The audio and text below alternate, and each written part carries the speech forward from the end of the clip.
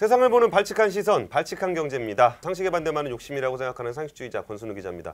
발칙한 경제는 제가 진행하는 것도 있겠지만 게스트를 모시고 진행하는 것도 있는데 그중에서 MTN 보도국에서 활동하고 있는 기자, 앵커들의 이야기도 전해드리는 오늘도 분주한 경제기자실이라는 코너를 새로 마련을 하고 있습니다. 오늘도 분주한 경제기자실? 예, 그래서 5분 경제.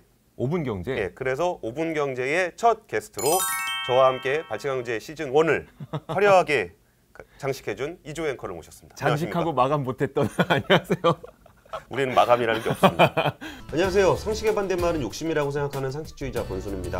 네, 반갑습니다. 저는 시장을 읽는 남자 이조 앵커입니다.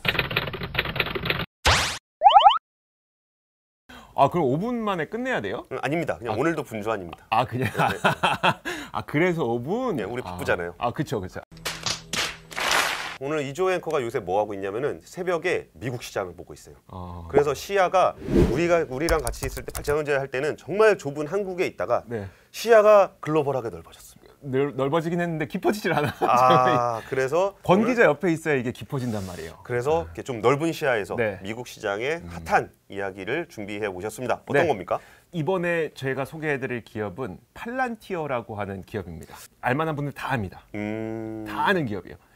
딱 한마디로 표현을 하자면 많이 이렇게들 얘기하더라고요. 가장 비싸고 은밀한 빅데이터 기업. 비싸고 은밀한 빅데이터 기업. 비싸고보다 은밀한이 중요해요. 은밀한 빅데이터 기업. 제일 큰 사례, 이 기업을 전 세계에 알린 가장 큰 사례가 바로 그 오사마 빈 라덴의 위치를 CIA에게 알려줌으로써 CIA가 오사마 빈 라덴을 저격할 수 있도록 만들었다고 알려진 CIA가 직접 찾은 게 아니었어요? 본인들은 그렇게 얘기 안 합니다. CIA가 팔란티어, 그러니까 이거 다 외신들이 전한 내용이에요. CIA가 그럼 광을 판 거네요? 그렇죠. 자기들이 찾았다고 그랬었잖아. 근데 이게 권 기자도 아마 그 정부랑 일해보셨죠? 예. 이런 그 내용 말 못하잖아요. 아, 그렇죠. 하청업체가 어디 감히. 그러니까 예. 딱 그런 개념이에요. 팔란티어는 뭐 자기들이 공식적으로 우리가 알려줬다고 말은 못하지만 모든 사람들이 이건 팔란티어가 알려준 곳이야 라고 하는 바로 그 기업이 팔란티어입니다. 자, 팔란티어는 사실 방금 말씀드렸던 것처럼 국가기관이나 아니면 군부대, 군사 그리고 뭐 방위업체들 이런 곳들하고 이 일을 많이 하기 때문에 사실 내부 사정을 잘 알기는 어렵고 그러다 보니까 기업에 대한 분석 자체가 쉽지 않은 기업이에요. 그럼 팔란티어 과연 뭐 만약에 정말 관심 있고 투자하고 싶으신 분들이라면 저는 그냥 사람에 투자해야 된다고 생각을 해요. 이 기업은. 그러니까 저도 그런 기업 하나 아는데 네. 국정원의 보안 시스템을 만드는 회사. 있어요. 와. 얼마나 철저하게 보안을 하고 있겠어요. 네네, 그렇죠. 그래서 알려지지 않아 있어요. 창업자가 누구냐? 바로 피터 틸이라고 하는 인물인데. 피터 틸. 아시죠? 유명하죠. 유명한 분이에요. 또 월가에는 어떤 얘기가 있냐면 성장 기업에 투자하는 사람치고 피터 틸 모르면 아예 투자하지 말라는 이야기가 있을 정도로 혁신적인 성장을 만들어내는 사람이고 또 다른 별명으로는 손대면 터진다. 이 사람이 손대면 터지는 그 봉선화 연정 같은 스타일인가요? 손대는 족족 스타트업을 터트린다고 해서 이제 그런 별명을 갖고 있는 아무튼 엄청 위대한 또 하나의 별명은 마피아죠. 마피아죠. 페이팔 마피아. 실리콘밸리의 페이팔 마피아. 그래서 그게 되게 중요하잖아요. 실리콘밸리의 페이팔 마피아인데 이 사람이 이제 페이팔을 창립을 했습니다. 창립을 보통 페이팔 하면 일론 머스크 떠올리시는 분들이 되게 많을 거거든요. 그렇죠. 그렇죠. 근데 일론 머스크가 페이팔로 돈을 벌어서 테슬라를 만들었다. 그렇죠. 그렇게 알고 있잖아요. 근데 시작은 피터 틸입니다. 피터 틸이 페이팔을 창립을 했었고 그리고 전자결제 시장을 그게 1900년대 말이었으니까 1990년대 말이었으니까 그때 전자결제라는 것을 해보자. 지금은 우리가 편하게 쓰고 있지만 그 당시에는 완전 세상에 없던 걸 만든 사람이잖아요. 그런데 그 비슷한 시기 2000년대 초반에 엑스닷컴이라고 해서 일론 머스크가 전자결제와 비슷한 그러니까 페이팔과 비슷한 그 기업을 만든 거예요. 근데 두 사람이 서로 알고는 있었어. 경쟁 기업이니까. 그렇죠. 뭐 그 실리콘밸리에 같이 사는 옆집 아저씨. 맞아요. 그런데 그때 이제 닷컴 버블로 인해서 기업들이 붕괴될 것 같은 불안한 조짐을 둘 다 느끼고 있었던 거예요. 그런데 만약에 너랑 나랑 지금 경쟁을 하면 기업 무너질 때 우리도 다 같이 무너집니다.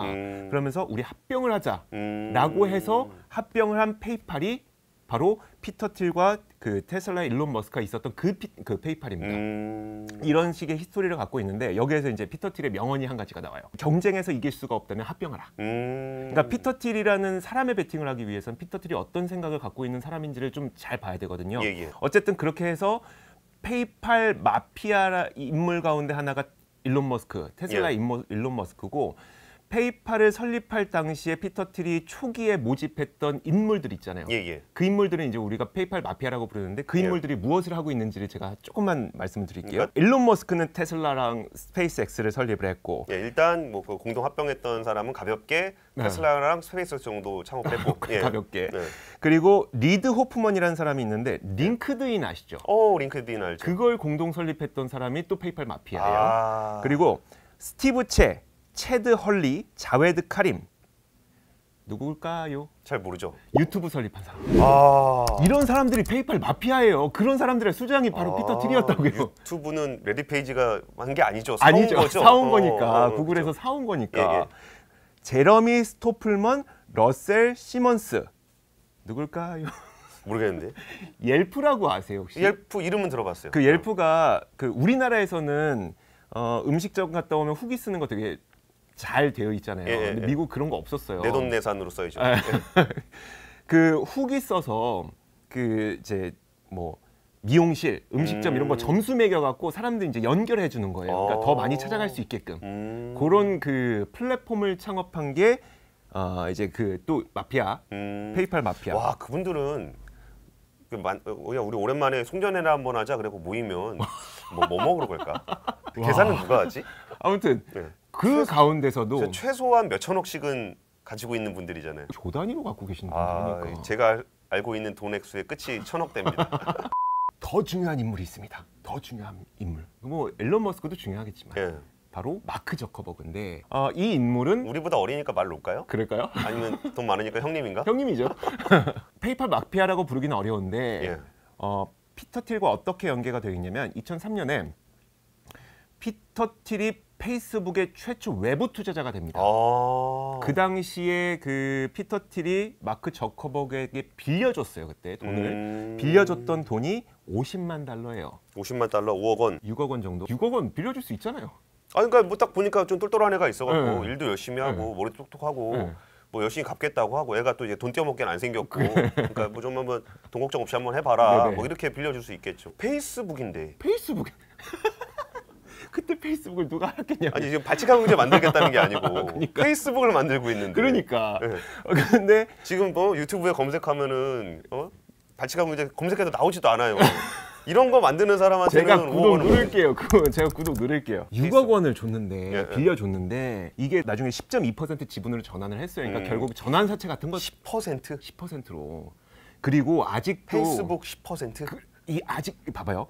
아직도 피터 틸이 지분 정리 다 안 했어요. 내가 계속 페이스북 들고 있어요. 왜냐하면은 자기 그 페이스북의 그 마크 저커버그하고 피터 틸은 계속 이제 스승과 제자 관계로 계속 지내고 있고 지분 관계 또 디렉터라고 표시가 되어 있던데 이게 이사죠, 이사. 그렇겠네요. 이사로 남아 있어요. 이사 멤버로 합류해 있나 보네요. 네, 되어 있어요. 계속 지분도 갖고 있고 2012년 5월하고 8월에 페이스북 지분을 일부 매각했는데 피터 틸이 그게 10억 3,380만 달러예요. 10억 달러. 천억조.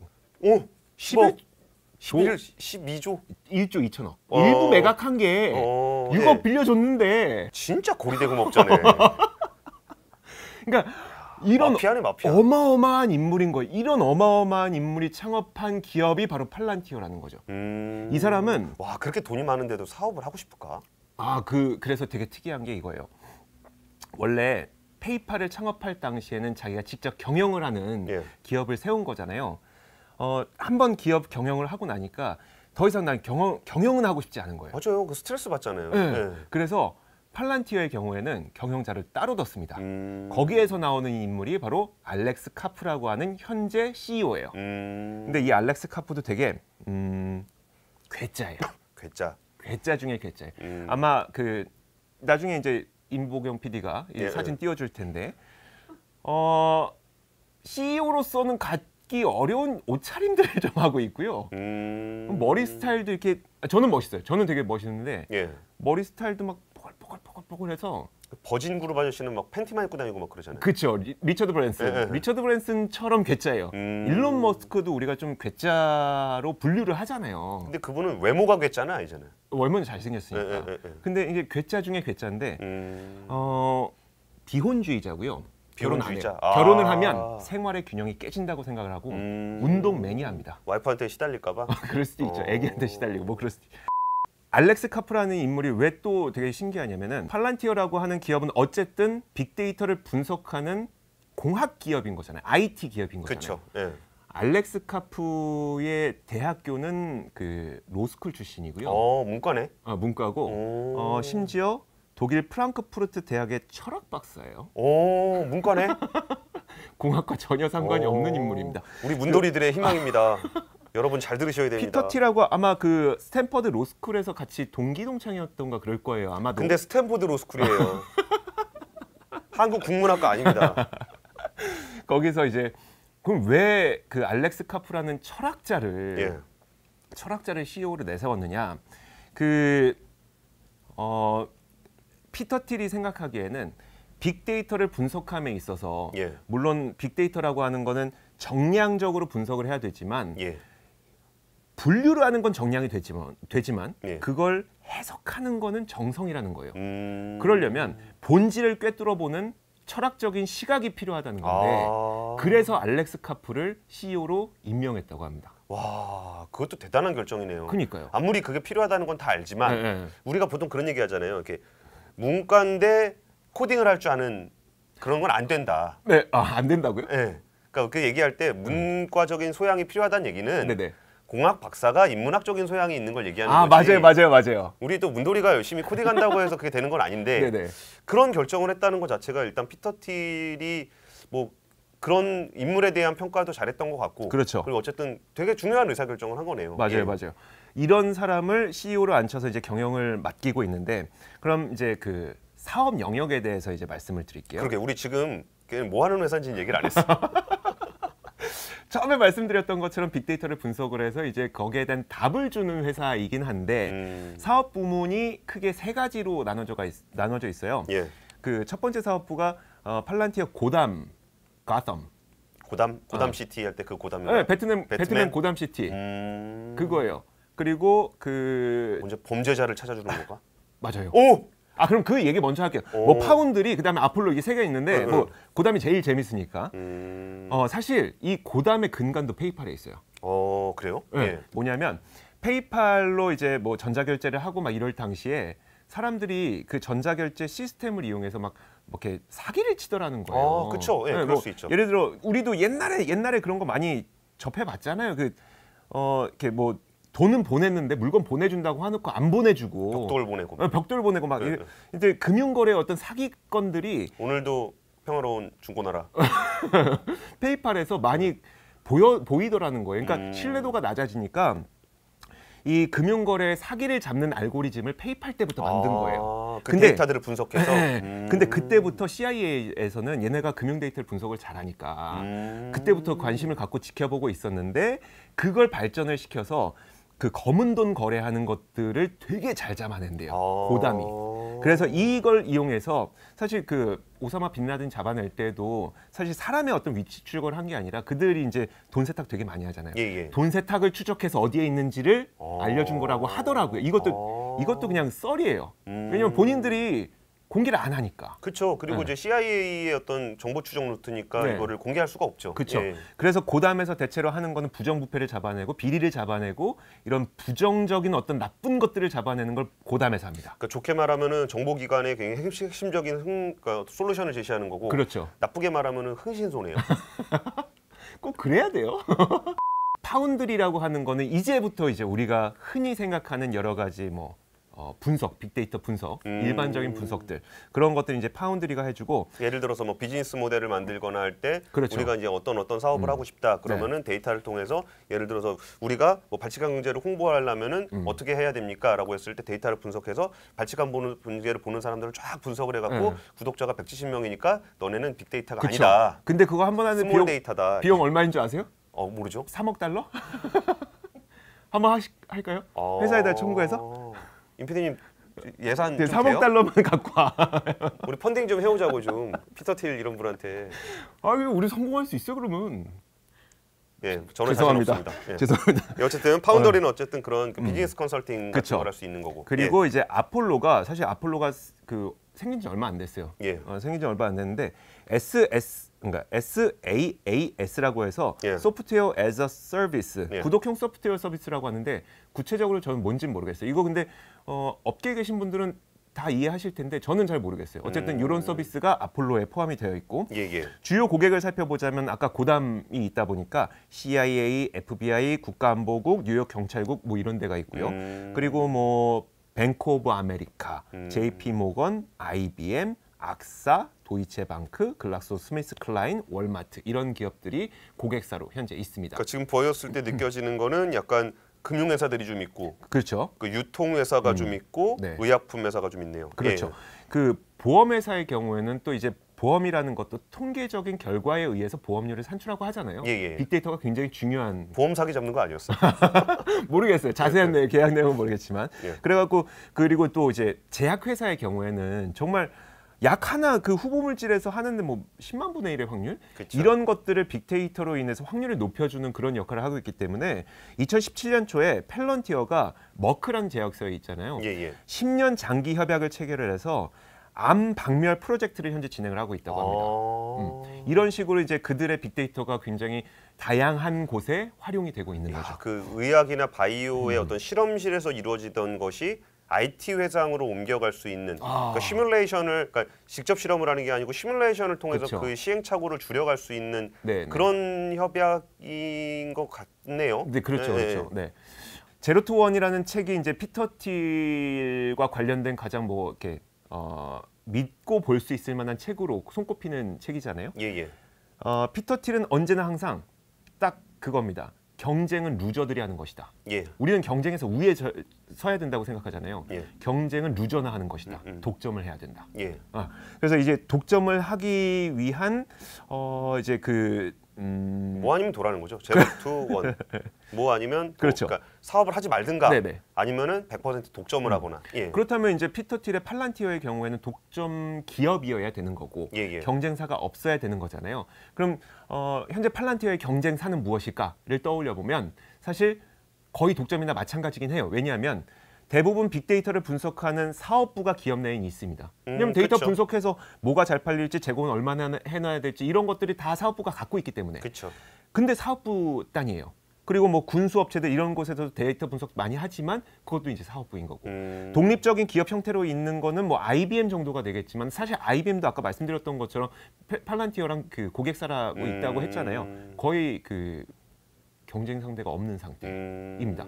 물론 경쟁사가 생길 수도 있겠죠. 빅데이터를 더 잘 분석하는 곳이 나올 수도 있겠지만 지금 이제 그 팔란티어가 목표로 하고 있는 바는 그러니까 피터 틸이 목표로 하고 있는 바는 빠르게 빅데이터 분석을 여기저기 많이 해줌으로써 예. 빅데이터 분석의 표준을 본인들이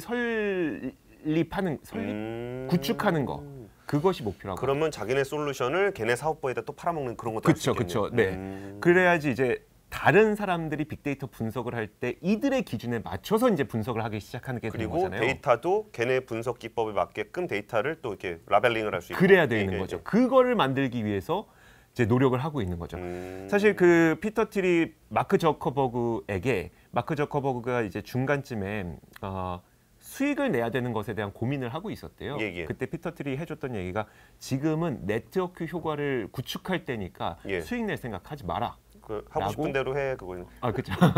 그렇게 해서 수익을 안 내는 대신 지금 20억 명인가요? 20억 그쵸. 명의 이제 네트워크를 만든 거잖아요. 예. 그런 식으로 아마 피터 틸도 막 이건 뇌피셜이지만 피터 틸도 그런 식으로 빅데이터의 표준을 만들므로써 어느 누구도 자신들의 기준에 맞춰서 데이터를 정형화하는 그런 식의 꿈을 꾸고 있는 게 아닐까라고 상상을 해봅니다. 예. 지금 뭐 상상일 수밖에 없어요. 예. 앞으로도 상상일 가능성이 높을 것 같아요. 워낙 비밀스러운 회사고 그쵸. 아랫단을 지배하려고 하는 회사라 그 위에서 빅데이터 분석 결과가 어떻게 나왔는지에 대한 이야기는 나오겠지만 네네. 이걸 어떻게 분석했는지 어떤 알고리즘을 갖고 있는지는 영원히 나오지 않을 가능성도 있어 보여요. 맞아요. 예. 자 이제 이야기를 넘어가서 이번에 그 팔란티어가 직상장을 했습니다. 직상장을 했던 이유가 실리콘밸리의 평균 연금이 뭐 이렇게 연봉이 한 30만 달러 정도 된다고 하더라고요. 30만 달러? 뭐 뭐 그렇게 많지는 않네요. 3억 5천? 예. 그 정도 받으시니까 권 기자는. 그러니까 임PD님 정도 받으시는 것 같은데. 임PD보다 조금 안 되는 거죠. 임PD가 훨씬 많이 받아요. 그렇죠. 미안합니다.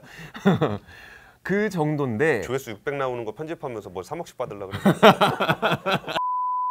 팔란티어의 평균 임금이 15만 달러래요. 15만 달러. 되게 짜요. 완전 짜네. 소태. 왜 그런가 보니까 그 피터 틸은 원래 급여를 많이 주는 걸 좋아하지 않아요. 특히 이제 책에도 나오는데 그의 신념 가운데 하나가 뭐냐면 스타트업이면 어떤 경우에도 CEO의 연봉이 15만 달러가 넘으면 안 된다고 못 박아놨어요. 그 이유가 그렇게 되면 창업자보다 정치가가 된다는 거예요. 그래서 연봉은 적게 주되 주식을 줘요. 주식을 많이 줬는데 그래서 직원들도 지금 주식을 많이 갖고 있거든요.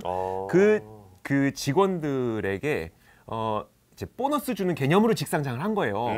왜냐하면 실제로 2017년인가 2016년에 알렉스 카프가 이제 어떤 그 컴포지엄인가 뭐 회의장에 컨퍼런스에 나와서 그 당시에 이제 그 상장에 대한 이야기를 언급하면서 직원들의 보너스를 수익 실현할 수 있는 기회를 주기 위해서 상장을 고려는 하고 있습니다라고 얘기를 했었는데 이제 뭐 3, 4년이 지나서 직상장을 한 거기 때문에 이건 뭐 자본금 안 받는 거잖아요. 이건 그냥 진짜 딱 그거라고 보시면 돼요. 그냥 그 임직원들에 대한 그러니까 뭐 보너스 차원에서 상장을 했다고 보시면 됩니다. 그래서 이게 사실 변동성이 굉장히 커질 가능성을 염두해 두셔야 돼요. 물론 뭐 직원들이 파는 양보다 바깥에서 저처럼 이렇게 되게 좋아 보이는데라고 하면서 투자하는 사람들이 더 많으면 뭐 잘 올라갈 수도 있는 거고 뭐 아니면 그 바깥에서 보는 시선보다 직원들이 나는 좀 이제 이거 집도 사야 되고 뭐 이제 애들 비용도 내야 되고 해갖고 파는 사람이 많으면. 근데 우리 사주 같은 경우는 회사 나가야 팔 수 있는 거 아니에요? 이거는 그 RSU라고 해서 Restricted 스톡 유닛. 준비 진짜 많이 해왔네요. 이거 큰일 났네. 양도 제한 조건부 주식이라고 해서 이제 그 진짜 보너스로 줬던 인센티브로 줬던 그 주식을 팔 수 있는 기간이 정해져 있어요. 그게 바로 매 분기 중간 달 20일이에요. 오버행이 좀 있는 주식이네요. 맞아요. 그래서 11월 20일이 바로 그 기간이었었고 그다음에 2월에 이제 중간 20일 정도 되겠죠? 20일. 그다음에 우리의 5월 베스트 타이밍은 2월 20일에 주가 빠지면 그때 사면 되는 그렇게 거죠? 못 해요, 근데. 주식이라는 게 그렇게 안 움직이더라고요. 결국은 이제 그런 물량들이 존재한다는 것도 좀 알고 이 기업을 좀 보시면 좋을 것 같고 사실 이렇게 스타트업이고 또 신규 상장된 기업을 우리가 과연 싸냐 비싸냐를 돈을 얼만큼 버느냐로 평가를 할 수는 없어요. 요새 그렇게 하는 사람 없잖아요. 그래도 이제 매출과 제가 시가총액을 좀 비교해 드릴 텐데 일단 매출은 올해 가이던스 상으로 보면 10억 달러 정도 매출을 할 걸로 10억 달러? 본인들이 이제 그렇게 제시를 했어요. 야, 그렇게 은밀한 기업치고는 매출 규모가 꽤 크네요. 근데 지금 상장할 당시에 200억 달러였었어요, 시총이. 최근에 근데 굉장히 갑자기 급등을 해서 거의 지금 아마 300억 400억까지 올라갔을 거예요. 시가총액이 꽤 크네요. 커요. 그래서 근데 조금 부담스러울 수도 있어요. 저도 좀 부담스럽기도 하고 사실 저도 그래서 뭐 이렇게 아직은 뭐 그리고 좋은 기업이라고 한다면 사실 매매 시점이 없습니다. 좋은 기업은 지금 사나 나중에 사나 좋은 기업이지 지금 사야 좋은 기업은 세상에 존재하지 않아요. 그건 나쁜 기업이에요. 지금 사야 좋은 기업은 나쁜 기업이에요. 그러니까 너무 이게 다급해하지 않으셔도 될 것 같아요. 팔란티어의 경우에는. 최근에 또 신기한 뉴스가 하나 있었는데 원래 실리콘밸리에 있었잖아요. 덴버로 이사를 갔습니다. 그래요? 네. 왜요? 근데 피터 틸의 특성상 자기가 투자한 스타트업이 차 타고 1시간 거리에 있어야 돼요. 자기가 매일 볼 수 있어야 되니까. 근데 덴버로 이사를 간 거예요. 그럼 멀잖아요. 이거는 그러니까 덴버에 뭐가 있는 거겠죠. 라고 저는 이거 분명 뇌피셜이라고 말씀드렸어요. 지금부터 뇌피셜입니다. 어느 근거도 없어요. 아니 계속 찾아봤어요. 도대체 덴버에 뭐가 있길래 막 찾는데 아무것도 없는 거예요. 콜로라도 주에 덴버가 있거든요. 그래서 막 인터넷 찾다 보니까 콜로라도 주의 주력 산업을 제가 검색을 해보니까 첫 번째가 에어로스페이스고요. 두 번째가 컴퓨터 제조예요. 항공우주하고 컴퓨터 제조예요. 예, 예. 그 소식 들어보셨죠? 우주군 창설. 그 미국의 소식이었어요, 그게? 우리끼리 하는 얘기 아니었어요. 2019년에 이미 우주군 창설이 됐으니까 트럼프의 명령 하에. 진짜 만들었어요, 트럼프가? 6번째. 예. 그 사람 참 이상한 사람. 그래서 이제 공식적으로 육군, 해군, 공군, 해병대, 해안경비대에 이어서 6번째 군대가 직접 창설이 됐는데 이거 보세요. 우주군 군복도 있어요. 이거 되게 조롱을 샀대요. 되게 한국 육군 옷이랑 비슷한 것 같은데. 근데 이게 우리가 이렇게 알록달록한 그거는 엄폐하기 위해서잖아요. 숲풀 속에서. 우주엔 숲풀이 없잖아요. 그럼 다스베이더처럼 이렇게 까만 거 입고 다녀야 되는 거 아니야? 그래서 조롱을 샀어요, 이게. 왜 이렇게. 근데 같은 데서 맞췄나 보지? 그런가? 그 우주 작전 사령부는 캘리포니아에 있는데 우주 비행단이 콜로라도에만 3군데가 있습니다. 왠지 이곳과 어떤 그 굉장히 밀접한 사업을 하기 위해서 이쪽으로 외계인 찾으려 그러나? 그럴 수도 있어. 그래서 저는 덴버로 이사간 이유를 아무도 밝혀주지 않고 외신에서도 나오지도 않아요. 하지만 우주 항공과 관련된 어떤 그 사업을 좀 더 이게 비중을 높이기 위해서 이쪽으로 간 게 아닐까라는 뇌피셜일 뿐입니다. 자, 최근 업데이트된 소식 몇 가지 정리해드릴게요. 그 최근 들어서 주가가 3배 가까이 급등을 했었어요. 바로 얼마 전에. 그래서 이런 걸 또 공매도 세력들이 놓칠 수가 없죠. 그렇죠. 나녹스를 저격했던 시트론 리서치라고 하는 공매도 전문 헤지 펀드가 딱 팔란티어를 저격을 하면서 트위터를 올렸습니다. 이거는 이제 카지노판에 불과하다. 이거 딱 얘기를 잘 면밀히 들어보시면 기업에 대해서 부정하는 게 아니에요. 기업에 대해서 부정하는 게 아니라 가격에 대해서 부정하는 거예요. 이건 카지노판에 불과하다. 나는 지금부터 공매도 제 포지션을 구축하겠다라고 선언을 하고 그 다음부터 진짜 쭉쭉 빠지기 시작했거든요. 보통 공매도 포지션을 가지는 헤지펀드들이 이제 내가 왜 친다라는 거에 대한 근거를 보통 제시하는데 리포트를 제시하잖아요. 근데 여기가 알려진 게 너무 없나 보네. 그러니까요. 그래서 그 리포트를 제시하진 않고 트위터로 공매도 포지션 구축합니다라고 하고 실제로 이 공매도가 얼마나 그 영향을 미쳤는지 모르겠지만 어쨌든 주가는 꽤 많이 빠졌습니다. 그 당시에 이제 그들이 제시했던 이게 11월 28일이에요. 그 당시라고 해도 며칠 안 되는데 며칠 만에 거의 뭐 한 20달러 초중반대까지 내려왔으니까.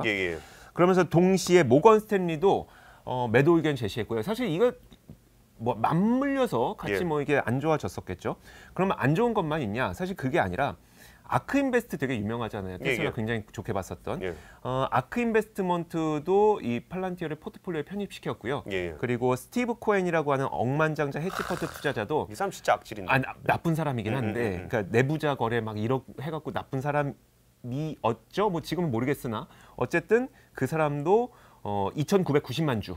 매수를 했다고 합니다. 이런 식으로 최신 데이터까지 업데이트를 좀 해드렸어요. 알겠습니다. 저희 머니투데이 방송에서 국제부를 맡고 있는 이주호 앵커인데 이런 얘기는 사실 뭐 어디 가서 들어보기가 좀 쉽지 않은 얘기고 굉장히 흥미로운 얘기라 그러니까 이런 식의 어떤 주식시장의 움직임이나 특이한 기업들이 많이 보여지고 있다는 거는 어떤 글로벌한 산업 지형이 어떻게 변하고 있는지 빅데이터라는 게 우리가 말로만 그냥 데이터 많은 거 분석한다고 생각했었는데 실제로 이런 비즈니스를 만들어내고 시가총액이 벌써 400억 달러면은 거의 한 현대차보다 더 큰 시가총액을 가지고 있다는 측면에서 이런 식의 비즈니스도 만들어지고 있구나. 그리고 여기에 직접 투자에 관심이 있으신 분들은 한번 또 이게 이런 기업이 있구나라는 거를 한번 투자하실 때는 사실 이 기업은 제가 중간에 말씀드렸던 것처럼 기업에 대해서 속속들이 알 수 있는 방법이 거의 없어요. 그냥 분기 보고서 나왔을 때 걔네가 이제 분기마다 우리가 이번 분기 동안 어떤 사업을 체결했고 뭐 계약을 체결했습니다. 이 정도는 얘기해주긴 하거든요.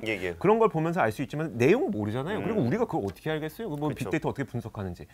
그래서 저는 차라리 진짜 이 기업을 투자하고 싶으신 분들이라면 피터 틸에 투자하는 거랑 똑같다고 생각하시면 될 것 같아요. 피터 틸이 과연 세상을 어떻게 변화시켜 나갈 것이냐. 사실 아마존이 처음에 저희 아마존 속았던 게 서점이라고 해서 속았던 거예요. 아마존은 서점이 아니었는데 그러니까 그런 식인 거예요. 피터 틸이 지금 빅데이터 분석하고 뭐 이런다고 하지만 여기에 속으시면 안 되고 그냥 피터 틸이 진짜 무슨 생각 갖고 있는지를 공부하시면서 피터 틸이라는 인물에 투자하는 것이 바로 이 기업에 투자하는 방법이라고 생각하시면 다급하실 필요도 없고 피터 틸 그 사람이 지금 이거 뭐 팔고 떠나겠습니까? 안 그래요. 진짜 이 사람 지금도 페이스북 걔는 안 급한데 내가 급하다. 내가 내가 빨리 팔고 떠나야 되는데 언제 오르냐고 이게 급한 거지. 알겠습니다. 어쨌든 장기적인 관점에서 시장을 바라보고 오늘은 글로벌 시장 얘기 같이 나눴던 이주호 앵커였습니다. 지금까지 발칙한 경제였습니다. 감사합니다. 고맙습니다.